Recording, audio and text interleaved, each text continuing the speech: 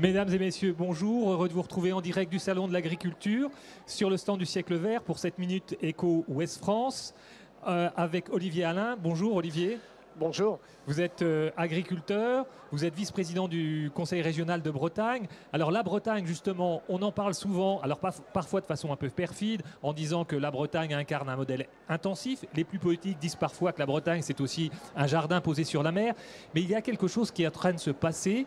On parle beaucoup d'agroécologie. La Bretagne est-elle en train de faire une nouvelle révolution agricole tournée sur l'agroécologie? Complètement.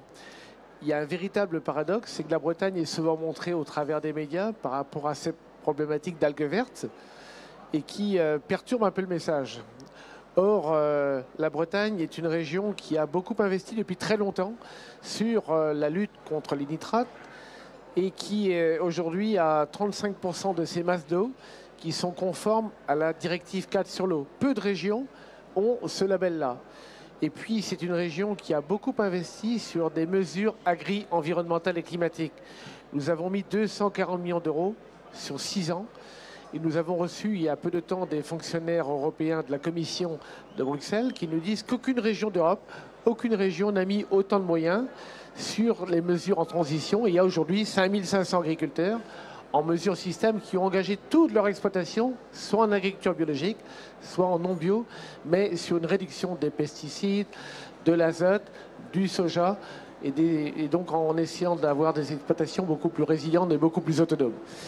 Alors, est-ce que donc ces mesures agro-environnementales et climatiques, évidemment, elles répondent aux grands enjeux environnementaux, aux grands enjeux climatiques, mais est-ce qu'elles permettent aux agriculteurs d'être plus efficients sur le plan économique?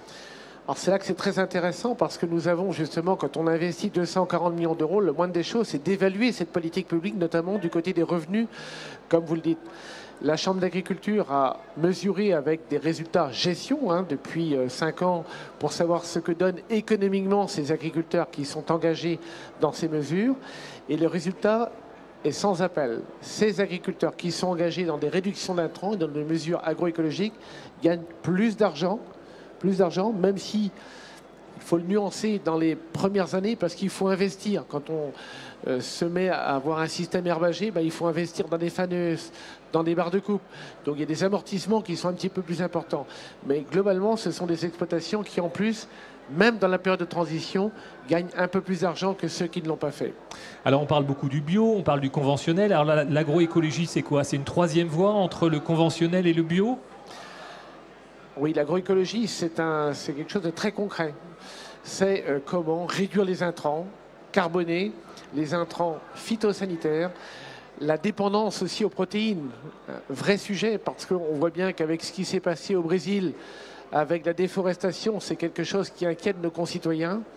Et je suis convaincu que la Bretagne, de ce côté-là, a une petite faiblesse puisqu'elle est dépendante des protéines qui viennent du Brésil.